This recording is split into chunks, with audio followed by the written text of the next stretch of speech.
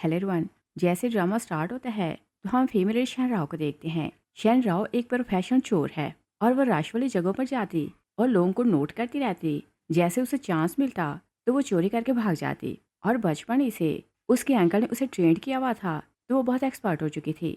और किसी को पता चलने से पहले कि उसने चोरी की है वो वहाँ से भाग चुकी होती। वो एक लड़की का सामान चुराती है तो लड़की चिल्लाने लगती है कि चोर को पकड़ो, मगर शैनन वहाँ से भाग चुकी थी। और शैनन को लोग सड़क का चूहा समझते थे, ऐसा चूहा जो गंदी गलियों में रहता है। मगर शैनन ऐसी बातों की आदी हो चुकी थी तो उसे फर्क नहीं पड़ता। और शैनन का अंकल उसे चोरियां करवाता था। और फिर हम देखते हैं कि शैनन का अंकल उसे एक विला के बाहर लाकर खड़ा करता है तो बोलता है कि इस विला की लाइट्स हमेशा बंद रहती हैं और इसका मतलब ये है कि घर का मालिक घर पर नहीं आता और ये इजी टारगेट है, तुम यहाँ चोरी करोगे। अंकल बोलता है कि मैं बाहर रहकर तुम्हारा वेट करूंगा। तेज बारिश हो रही थी। शैनन अपना फेस छुपाती है तो विला में एंटर हो जाती है और वो नहीं जानती थी कि ये चोरी उसकी लाइफ बदलने वाली है। वो विला में जाती है तो हर तरफ अंधेरा था।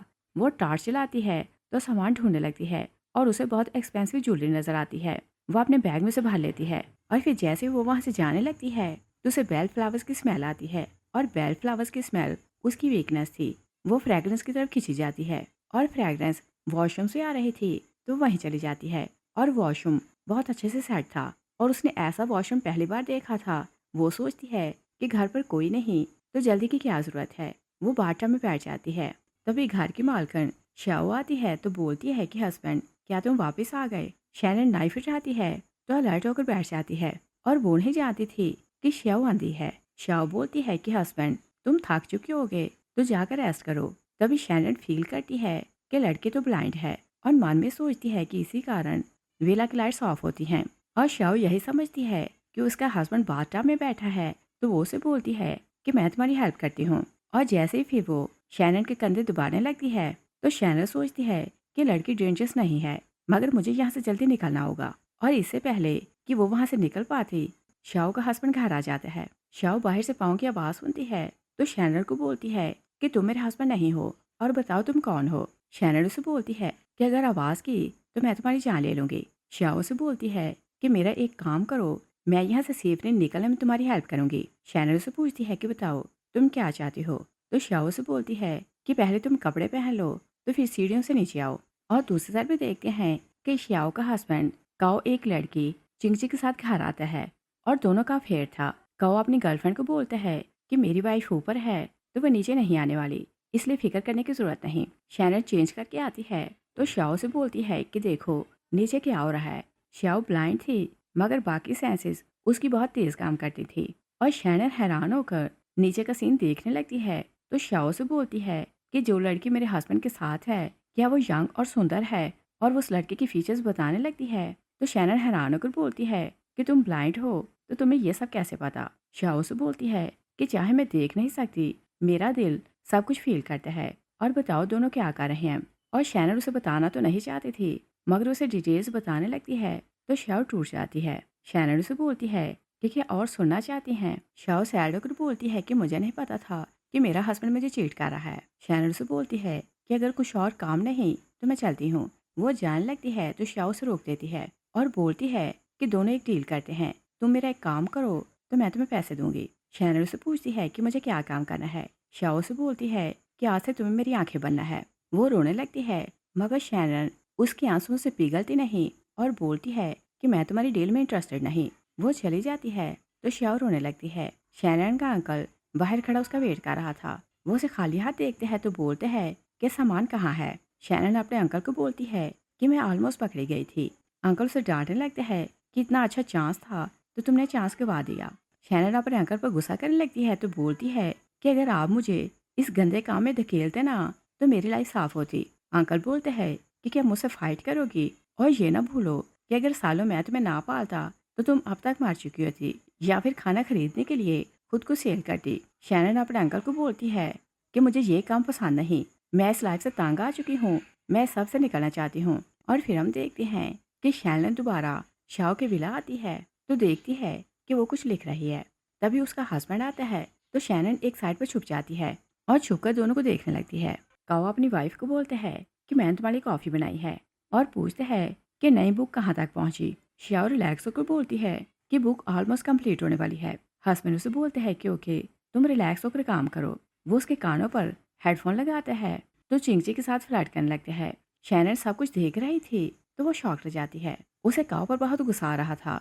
और फिर जैसे दोनों घर से चले जाते हैं तो शैनन बाहर आती है और वो अपना बैग ढूंढने लगती है।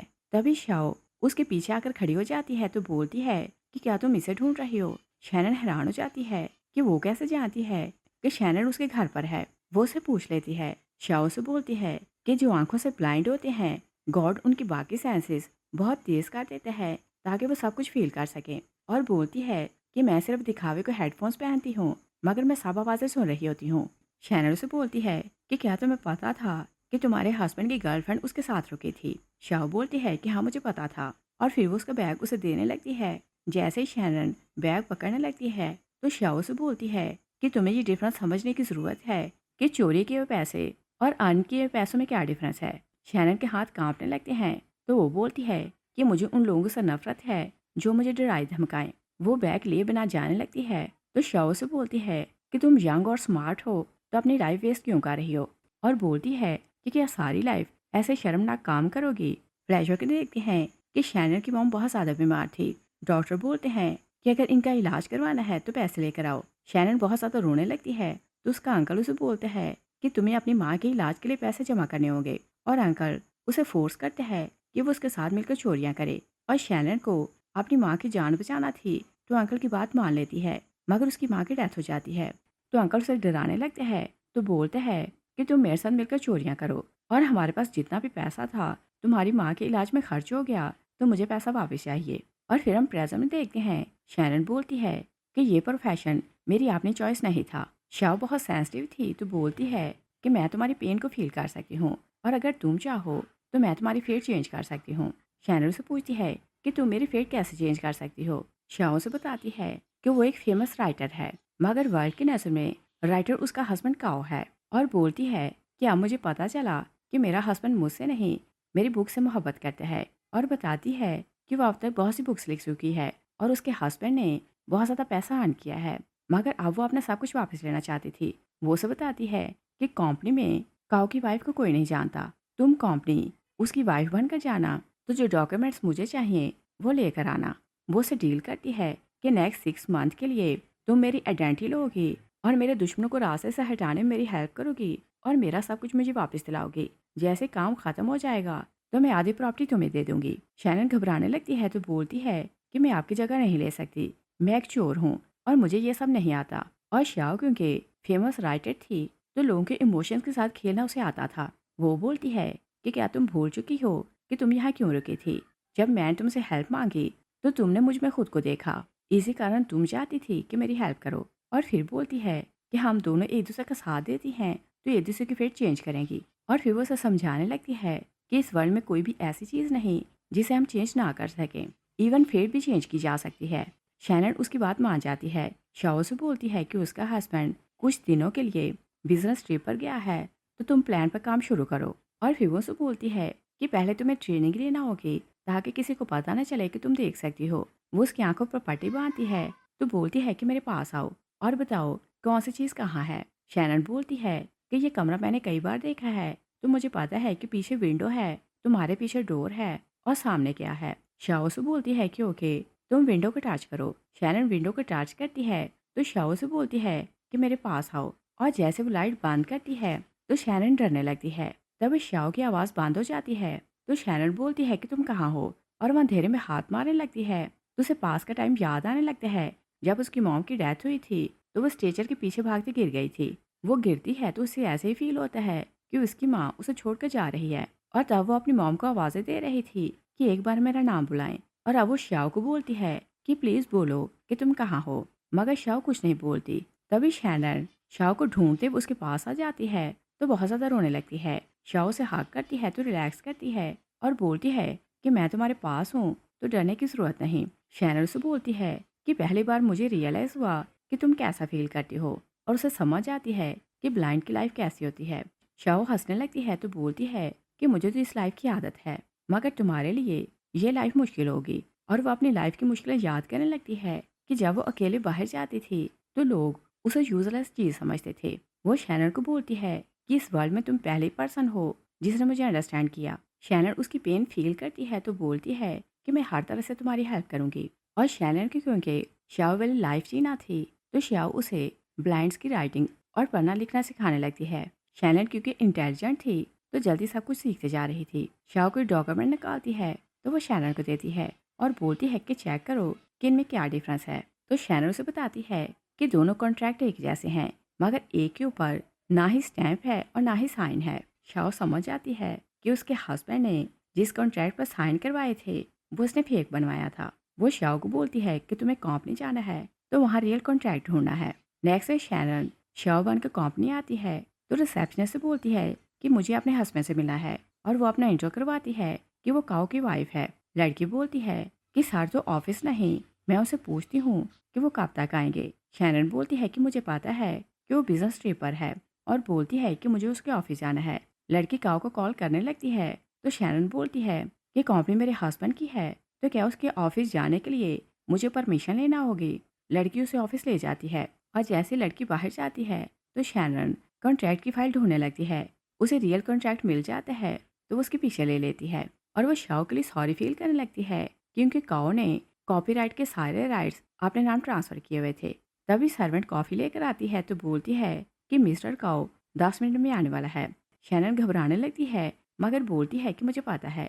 सर्वेंट वहां से चली जाती है। शैनन सोचती है कि वो इतनी जल्दी कैसे आ गया। जैसे सर्वेंट वहां से जाती है तो शैनन बाथरूम जाती है तो गेटअप चेंज कर लेती है और वो काओ को आते देखती है तो एक जगह छुप जाती है। सर्वेंट काओ को बताती है कि आपकी वाईफाई है। काओ घबराने लगते हैं तो बोलते हैं कि वो कंपनी क्यों आई है और शाओ कभी कंपनी नहीं आई थी तो वो ज़्यादा ही घबराने लगते हैं और सोचते हैं कि कहीं उसने डॉक्यूमेंट तो नहीं देख लिए। और जैसे शैनर को चांस मिलता है तो वो भागती शाओ के पास जाती है और उसे बताती है कि मैं कंपनी में थी कि तुम्हारा हस्बैंड वहाँ आ गया, मैं जल्दी में वहाँ से निकल आई। तभी कार के रुकने की आवाज़ आती है तो शाओ शैनन को बोलती है कि तुम छुप जाओ। वो रिलैक्स होकर बैठ जाती है। काओ आता है तो बोलते हैं कि तुम कंपनी क्यों गई थी।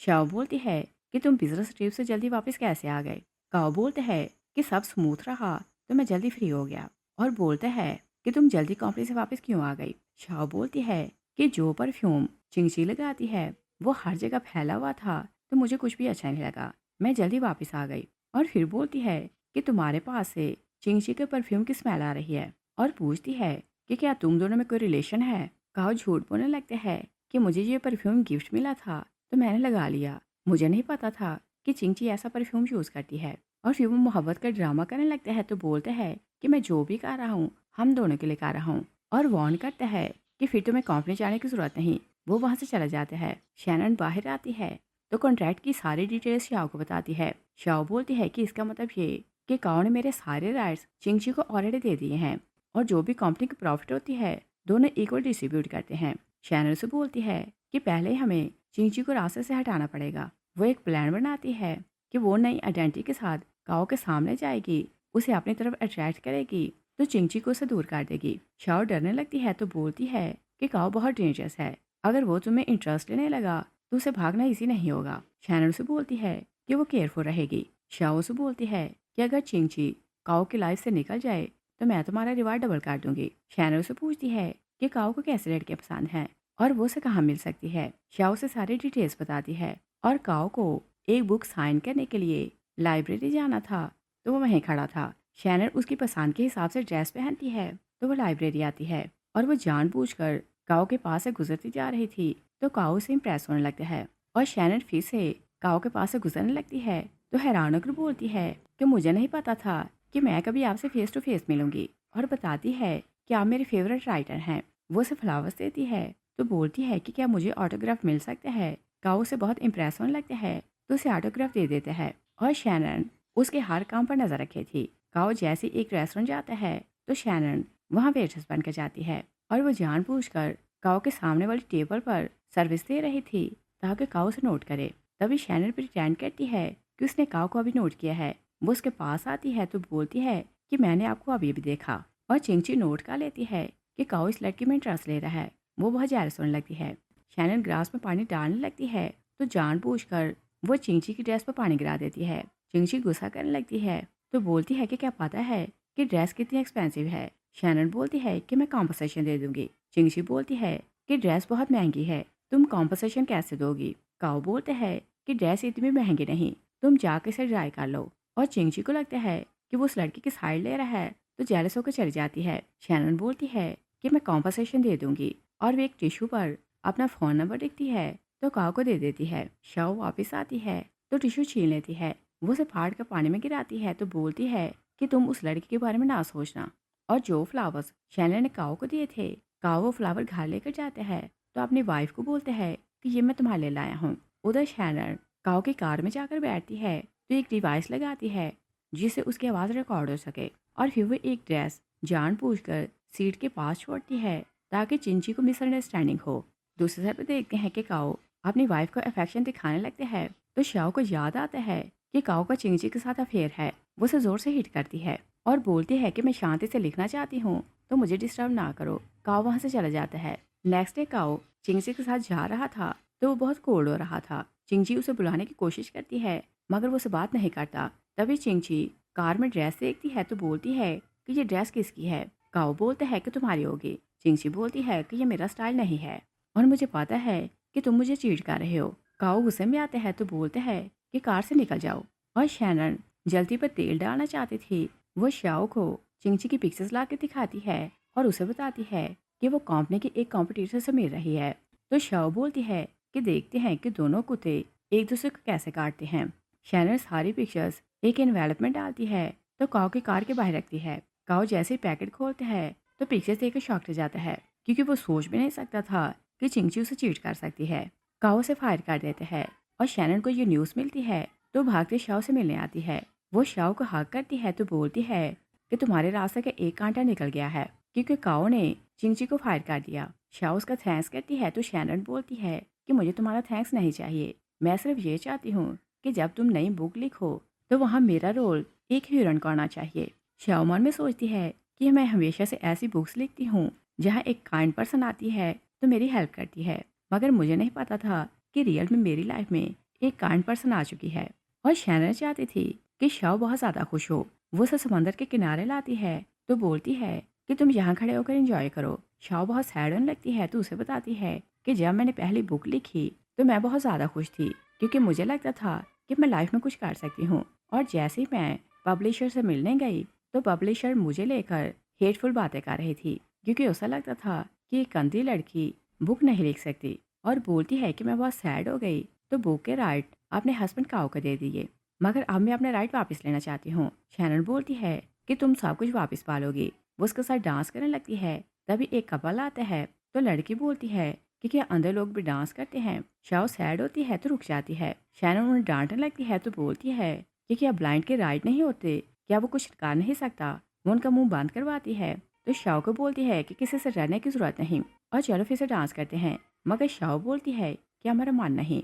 और फिर हम देखते हैं कि चिंची वापस काओ के ऑफिस आती है तो बोलती है कि मुझे फिर से जॉब करनी है। काओ मना करते हैं तो चिंची उसे बोलती है कि मैं शाओ से बुक लिखवाने में तुम्हारी हेल्प कर सकती हूँ। और काओ तो जानता था कि शाओ को बुक लिखने के लिए फोर्स करना बहुत मुश्किल है तो वो उसे डील कर लेते हैं। और जैसे काओ घर वापस आता है तो शैनन जाकर छुप जाती है। और फिर हम देखते हैं कि काओ अपनी वाइफ के लिए खाना बनाता है तो उसका हाथ पकड़कर उसे टेबल तक लाता है और बताते हैं कि मैंने अपने हाथ से खाना बनाया है। मगर शैनन ज़रा भी खुश नहीं होती क्योंकि सालों पहले काओ ने एक बार उसके लिए खाना बनाया था तो वो बहुत खुश हुई थी, मगर उसी दिन उसने शाओ की पहली बुक चोरी की थी तो ये बात शाओ को सैड कर देती है। और अब वो सोचती है कि इसने लाइफ में दूसरी बार मेरे लिए खाना बनाया है तो अपने किसी और क्राइम को छुपाना चाहता है। उसके दिल में नफरत भर जाती है। काओ से बोलते हैं कि मुझे बिजनेस ट्रिप के लिए जाना है तो मैंने किसी को हायर किया है जो बुक लिखने में तुम्हारी हेल्प करे। शाओ बोलती है कि किसकी बात कर रहे हो? चिंची बोलती है कि मैं तुम्हारी हेल्प करूंगी।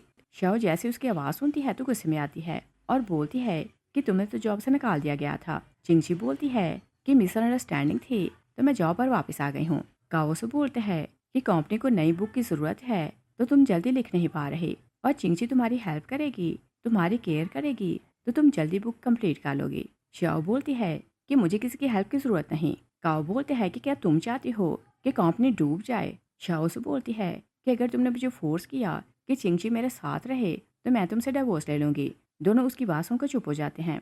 काओ बोलते हैं कि तुम अभी इस पोजीशन में नहीं कि मुझसे डिवोर्स लो, क्योंकि अभी तुम डिवोर्स लोगी तो ना ही तुम्हें घर मिलेगा, ना ही प्रॉपर्टी में से हिस्सा मिलेगा। और काओ जबरदस्ती उसके हाथ में वाइन देता है तो श्याओ गुस्से में वाइन पी लेती है। और शैनन ऊपर खड़ी सब कुछ देख रही थी तो उसे श्याओ की हालत पर तरस आ रहा था। श्याओ जब ऊपर आती है तो उसकी हालत खराब हो रही थी। शैनन उसे देखती है तो बोलती है कि तुम वॉमिट करो तो अच्छा फील करोगी। श्याओ जबरदस्ती वॉमिट करती है। जैसे वाइन निकलती है तो वो कुछ रिलैक्स फील करने लगती है। श्याओ बहुत रोने लगती है तो बोलती है कि पहले उसने मेरा सब कुछ चुरा लिया तो अब मुझसे और क्या चाहता है। वो गुस्से में आती है तो अपने लिखे हुए पेपर फाड़ने लगती है। शैनन उसे रोकने की कोशिश करती है मगर श्याओ अपसेट हो चुकी थी तो वो कंट्रोल नहीं हो रही थी। शैनन बहुत मुश्किल से उसे रिलैक्स करती है। और फिर हम देखते हैं कि चिंची कहीं जा रही थी तो शैनन उसका पीछा कर रही थी। और चिंची ने अभी अभी एक मेडिसिन खरीदी थी। शैनन उसके पर्स से मेडिसिन चुरा लेती है और वो मेडिसिन का पता करवा कर आती है तो शाओ को बोलती है कि मैंने डॉक्टर से पूछा कि जो मेडिसिन तुम्हारा हस्बैंड और चिंची तुम्हें दे रहे हैं वो कौन सी है। तो उसने बताया कि ये मेडिसिन ऐसी है कि कुछ दिनों यूज़ करने से तुम मेंटली सिक हो जाओगी। शाओ सैड होकर बोलती है कि उन्होंने पहले मेरा सब कुछ चुरा लिया तो क्या अब वो मेरी जान भी लेना चाहते हैं। वो बोलती है कि मैं और पेन नहीं सह सकती। शैनर से बोलती है कि मेरे कारण तुम्हें ये पेन सहनी होगी और इस सब से बाहर आना होगा और अपना राइट वापस लेना होगा। शैन राव से रिलैक्स करती है तो शाओ बोलती है कि मैं अपनी ज़िंदगी भर की मेहनत दूसरों को नहीं दूंगी। शैन राव से रिलैक्स करना चाहती थी तो उसके साथ सो जाती है और वो उसे पूछती है कि बताओ तुम्हारा सपना क्या है। शाओ बोलती है कि अगर मुझे मेरे राइट्स वापस मिल जाएं तो मुझे लाइफ में सिर्फ एक चीज़ चाहिए, कोई ऐसा पर्सन जो रियल में मेरी केयर करे और मुझसे मोहब्बत करे, या फिर कोई ऐसा रिश्ता जिसमें झूठ और धोखा ना हो। और फिर वो शैनरो से पूछती है कि तुम अपना सपना बताओ। शैनरो से बोलती है कि मैं अपना घर चाहती हूँ। और वो सैड होकर उसे बताने लगती है कि जब मैं अपने मॉम डैड के साथ रहा करती थी तो हमारे घर में बेल फ्लावर की बेल थी। मॉम मुझे बताया करती थी कि इसकी जड़ें बहुत स्ट्रांग होती हैं और इसके फ्लावर खाने में यूज़ होते हैं। और जब कभी मैं बीमार होती थी तो मॉम हर्ब से मेरा इलाज करती थी और बेल फ्लावर की टी बनाकर मुझे पिलाती थी। और बोलती है कि अगर मेरे पास घर होगा तो अपनी माँ की याद में मैं वहाँ बेल फ्लावर लगाऊंगी। शाह उसका हाथ पकड़ती है तो बोलती है कि समझ लो कि आज से तुम्हारी फैमिली मैं हूँ। और दोनों डिसाइड करती हैं कि दोनों एक दूसरे की फेट को चेंज करेंगी। दोनों रिलैक्स होकर सो जाती हैं।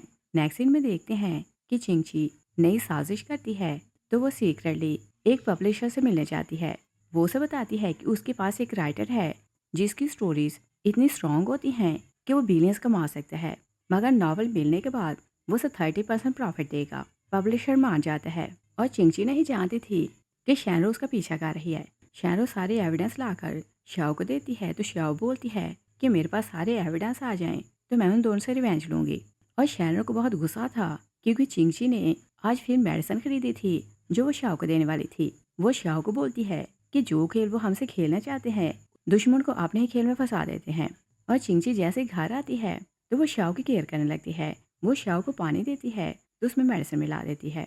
और श्याओ तो पहले से जानती थी कि मेडिसिन शैनरो ने चेंज कर दी है तो वो आराम से पानी पी लेती है, मगर बोलती है कि इसका टेस्ट डिफरेंट क्यों है।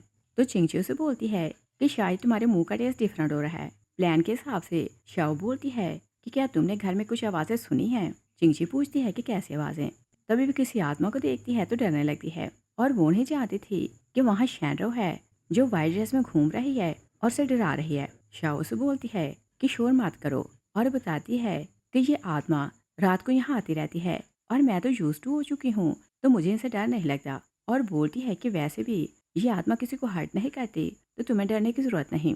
चिंची डरने लगती है तो अपने कमरे में चली जाती है। शाओ शैनरो से पूछती है कि पानी का टेस्ट डिफरेंट क्यों था। तो शैनरो से बताती है कि मैंने मेडिसिन को विटामिन सी से रिप्लेस किया था तो टेस्ट थोड़ा स्ट्रेंज लगेगा, मगर तुम्हें डरने की ज़रूरत नहीं क्योंकि चिंची जो मेडिसिन लेकर आई थी मैंने सारी की सारी मेडिसिन उसकी कॉफ़ी में मिला दी थी और उसने सारी कॉफ़ी पी ली थी। शाओ खुश हो जाती है कि कोई दिल से उसकी हेल्प कर रहा है। नेक्स्ट मॉर्निंग चिंची जागती है तो शाओ से बोलती है कि ये कॉफ़ी पियो। और चिंची की हालत ख़राब हो रही थी। वो यही समझती है कि कल रात आत्मा के डर से वो अच्छे से सो नहीं पाई तो इसी कारण ऐसा लग रहा है। शाओ से बोलती है कि क्या तुम आराम से सोई थी। चिंची बोलती है कि नहीं, मैं अच्छे से नहीं सो पाई। शाओ बोलती है कि मेरा भी सारा हर्ट हो रहा है क्योंकि मुझे अच्छे से नींद नहीं आई थी। चिंची खुश होने लगती है तो सोचती है कि दवा काम कर रही है। और पब्लिशर बार बार चिंची को कॉल कर रहा था कि जल्दी से नावल मुझे दो। चिंची उसे बोलती है कि इस काम में मन मत लगेगा और शैनरो उसे मेडिसिन पिलाते जा रही थी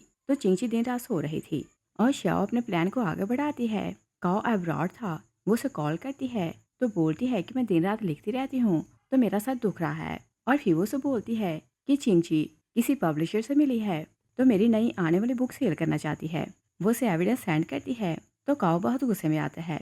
वो अगली फ्लाइट से चाइना वापस आता है और जैसे वो घर आते हैं तो चिंची आंखें मलती बाहर आती है और काओ अपने साथ पुलिस लाया था। वो बोलते हैं कि इसने चुपके से कॉपीराइट अपने नाम कर लिया है तो इसे अरेस्ट किया जाए और बुक का राइटर तो मैं हूँ। चिंची चिल्लाती रहती है कि चोर तुम हो, मगर पुलिस उसे अरेस्ट कर लेती है। चिंची जाते हुए बोलती है कि मुझे लगता है कि तुम्हारी वाइफ रिटेंड करती है कि ये ब्लाइंड है, मगर ये तो बिल्कुल ठीक है। पुलिस उसे ले जाती है मगर काओ के दिल में शक बैठ जाता है। वो अपने कमरे में आता है तो शाओ की आंखों पर रोशनी डालकर चेक करने लगता है कि उसे नजर आता है कि नहीं। उसे कंफर्म हो जाता है कि वो ब्लाइंड है, मगर उसे डाउट हो जाता है कि कोई उसकी वाइफ की हेल्प कर रहा है। वो सारे घर में किसी को ढूंढने लगता है। शाओ बहुत ज़्यादा डर जाती है और फिर जैसे ही काओ विंडो खोलता है तो शाओ खांसने लगती है और बोलती है कि ठंड बहुत ज़्यादा हो रही है तो खिड़की बंद करो। और वो जानती थी कि शैरो बाहर छुपी है और पहली बार वो बहुत ज़्यादा डरने लगती है तो सोचती है कि वो लड़की इनोसेंट है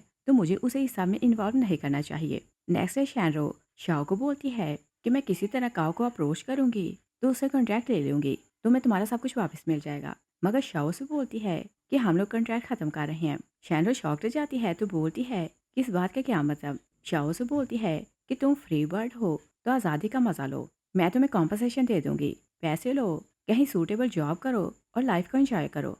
शैरो से बोलती है कि मैं कभी भी फ्री बर्ड नहीं रही, मैं तो एक ऐसी रैट हुआ करती थी जिसे हर कोई नफरत करता था। और बोलती है कि चाहे मैं देख सकती हूँ मगर मेरी और तुम्हारी लाइफ डिफरेंट नहीं, मेरी लाइफ भी तुम्हारी तरह अंधेरी ही है। और वो उसे मना लेती है कि अगर हम दोनों साथ मिलकर राइट वापस लेना चाहें तो दोनों की फेर चेंज हो सकती है। शाओ मान जाती है तो बोलती है कि ओके मैं तुम्हें सिखाती हूँ कि काओ को इम्प्रेस कैसे करना है। वो उसे पियानो सिखाने लगती है तो कुछ ही दिन में शैरो पियानो सीख लेती है। और फिर हम देखते हैं कि एक दिन काओ पब्लिशर से मिलने जाता है तो दोनों लाइब्रेरी में बैठे थे। शैरो वहाँ जाती है तो वहाँ पड़ी पियानो बजाने लगती है और शाओ तो ऑलरेडी काओ के पसंद जानती थी तो उसने शैरो को ऐसी धुन सिखाई थी जो काओ को इम्प्रेस करे। काओ इम्प्रेस होने लगते हैं।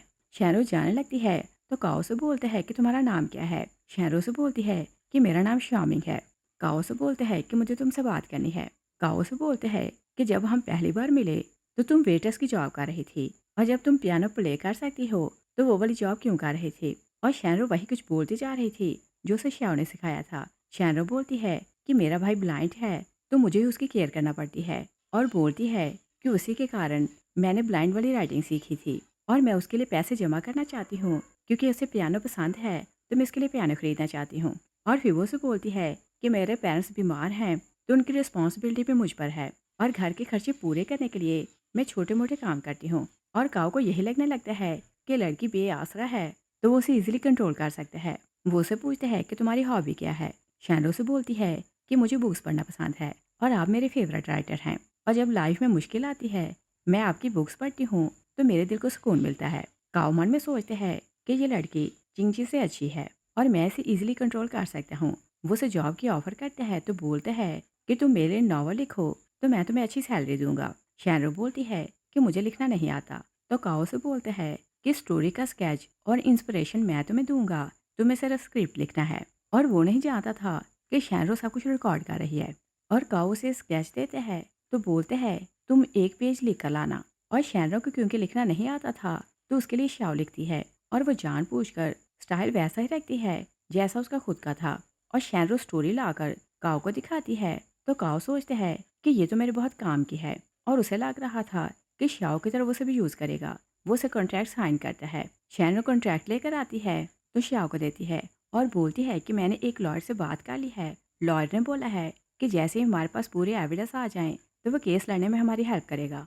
और सब कुछ ठीक जा रहा था। एक दिन शैरो का अंकल उससे मिलने आ जाता है तो बोलते हैं कि मुझे पैसे दो। शैरो पैसे देने से मना करती है तो अंकल उसे ब्लैकमेल करता है और बोलते हैं कि अगर मुझे पैसे न दिए तो मैं पुलिस को एविडेंस दूंगा कि तुम चोर हो।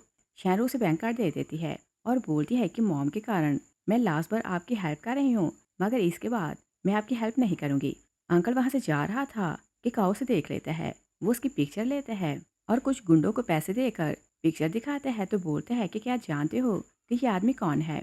दोनों आदमी बोलते हैं कि ये तो बहुत बड़ा गैम्बलर है। काओ बोलते हैं कि उसकी फैमिली में और कौन कौन है। गुंडे क्योंकि अंकल को अच्छी तरह जानते थे तो बोलते हैं कि सिर्फ उसकी एक भतीजी है। अंकल को ये बात पता चल जाती है तो वो शाओ के बुलाता है। वो शैनरो को बताता है कि एक आदमी मेरी फोटो दिखाकर तुम्हारे बारे में पूछ रहा था और वो तुम्हारे तक पहुंचने वाला है। तभी शाओ आ जाती है तो सारी बात सुन लेती है। अंकल को क्लियर हो जाता है कि शाओ ब्लाइंड है। वो अपने भतीजे को बोलते हैं कि यहाँ से चलो, तुम्हारी लाइफ का रिस्क है। शैनरो नहीं जाना चाहती थी मगर शाओ से बोलती है कि काओ को तुम्हारे बारे में पता चल गया है तो तुम्हारे लिए रिस्की है। वो उसे जबरदस्ती भेज देती है। काओ जैसे ही घर आता है तो शाओ पर गुस्सा करने लगता है और बोलते हैं कि मुझे पता है कि शामी को तुमने मेरे पीछे लगाया कि मेरी इन्वेस्टिगेशन करे। शाओ बोलती है कि अगर तुमने कुछ रॉन्ग नहीं किया तो इतना डर क्यों रहे हो। काओ बोलते हैं कि ये ना भूलो कि तुम्हारी पहली बुक मैंने पब्लिश करवाई थी। मैं तुम्हें खिलाता पिलाता रहा, तुम ब्लाइंड हो मगर दिन रात तुम्हारी केयर की। और क्या सब कुछ भूल चुकी हो? शाओ से स्लैप करती है तो बोलती है कि तुम बहुत बड़े चीटर हो। काओ गुस्से में आता है तो शाओ पर अटैक करने लगता है। शारन वापस आ जाती है तो बोलती है कि तुम मुझे ढूंढ रहे थे तो जो बात करनी है मुझसे करो, इससे दूर रहो। काओ बोलते हैं कि मैं पुलिस को बुलाऊंगा। शैनरो बोलती है कि अच्छा है कि तुम खुद पुलिस को बुलाओ और उन्हें एविडेंस मैं दूंगी। काओ शाओ को हिट करने लगते हैं तो शैनरो उसकी नेक पर नाइफ रखती है और बोलती है कि अगर इसे हर्ट करने का सोचा तो मैं तुम्हारी जान ले लूंगी। शाओ शैनरो को रोक देती है और बोलती है कि तुम यहाँ से चले जाओ, हम दोनों मिलकर बात करेंगे। और वो नहीं चाहती थी कि काओ शैनरो को हर्ट करे। शैनरो काओ को बोलती है कि अगर इसे हर्ट किया तो मैं तुम्हें बर्बाद कर दूंगी क्योंकि मेरे पास एविडेंस है। वो वहाँ से चली जाती है और शाओ जब जागती है तो काओ उसके पास बैठा था। वो उसे बोलते हैं कि मैंने ब्रेकफास्ट बनाया है तो टाइम से खा लेना। वो वहाँ से चला जाता है और शाओ जैसी वॉशरूम जाती है वो हेयर ड्रायर चेक करती है तो उसे समझ जाती है कि ये उसका हेयर ड्रायर नहीं। और जब वो कान के साथ लगाकर चेक करती है तो उसे फील होता है कि हेयर ड्रायर को ऑन करने से उसे शॉक लगेगा। वो बाल ड्रायर नहीं करती और काओ ने अपनी तरफ से उसे मारने का पूरा प्लान बनाया था। जैसे वो घर आता है तो घर पर अंधेरा था, सीढ़ियों पर कंचे बिखरे थे। वो शाओ को आवाजें देते ऊपर जा रहा था कि धड़ाम से गिर जाता है। शाओ बाहर आती है तो बोलती है कि आपने ही जाल में फंसना कैसा लग रहा है। और ये कंचे काओ ने ही बिछाए थे क्योंकि उसने हर जगह प्लानिंग कर रखी थी कि अगर शाओ एक जगह से बच जाएगी तो दूसरे वार से नहीं बचेगी। शाओ से टीज करती है कि क्या मुझे ठीक देखकर निराश हुए हो। काओ से बोलते हैं कि मैं तुम्हें अच्छे से जानता हूँ, तुम्हें मारने के मेरे पास 100 रास्ते हैं। शाओ से बोलती है कि तुम एक नाकाम इंसान हो जो किसी के आसरे जी रहे हो। काओ गुस्से में आता है तो उसकी नेक पकड़ लेता है और फिर वो शाओ को अपने कमरे में लाता है तो बोलते हैं कि तुम्हें लगता है कि शामी तुम्हें बचाने आएगी, आज तुम मेरे हाथों से मरोगी और तुम कल का सूरज नहीं देख पाओगी। वो उसके हाथ बांधने लगता है। तभी शाओ खुद को छुड़ाती है तो भागती बाहर जाती है और बैल्कनी में खड़ी होती है तो गिर जाती है। नेक्स्ट सीन में देखते हैं कि शाओ हॉस्पिटल में बेहोश थी तो काओ उसके पास बैठा था। वो सोचते हैं कि तुम जाग जाओ तो मैं तुम्हें मेंटल असाइलम पहुंचा दूंगा और चाहे तुम कुछ भी बोलो कोई तुम्हारी बात का विश्वास नहीं करेगा। और शैनो ने क्योंकि घर में हर जगह कैमरास लगाए थे तो शाओ के गिरने की रिकॉर्डिंग उसने रिपोर्टर्स को दे दी थी। काओ बाहर आता है तो रिपोर्टर उसे घेर लेते हैं और बोलते हैं कि क्या आपने अपनी वाइफ पर डोमेस्टिक वायलेंस किया है और उन्हें आपने गिराया था। काओ बचते हुए बाहर जाता है तो रिपोर्टर उसके पीछे भागते हैं। शैनो चांस देखती है तो अंदर चली जाती है। वो दरवाज़ा लॉक करती है तो शाओ को देखने लगती है और उसका हाथ पकड़ कर रोने लगती है कि तुम जाग जाओ और तुम ऐसे हार नहीं मान सकती। तभी शाओ जाग जाती है तो शैनो से बताती है कि मैंने रिपोर्टर्स को वीडियो दे दी है।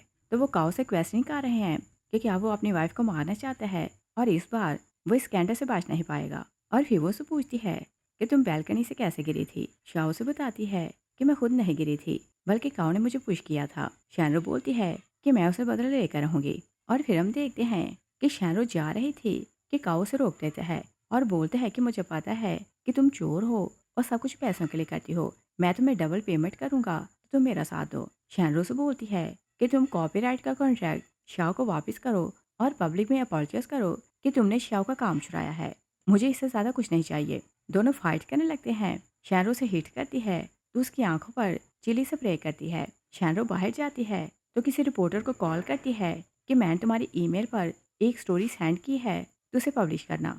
और फिर हम देखते हैं कि पुलिस शैनरो को अरेस्ट कर लेती है। उसे पुलिस स्टेशन लाया जाता है तो ऑफिसर उसे पूछती है कि तुमने काओ को क्यों मारा। शैनरो शॉक हो जाती है कि काओ की डेथ कैसे हुई ऑफिसर बोलती है कि जब काओ की डेथ हुई तो तुम कहाँ थी और तुम्हारा उससे झगड़ा क्यों हुआ और शाओ से तुम्हारा क्या रिश्ता है। शैनो सिर्फ यही बताती है कि वो शाओ की दोस्त है।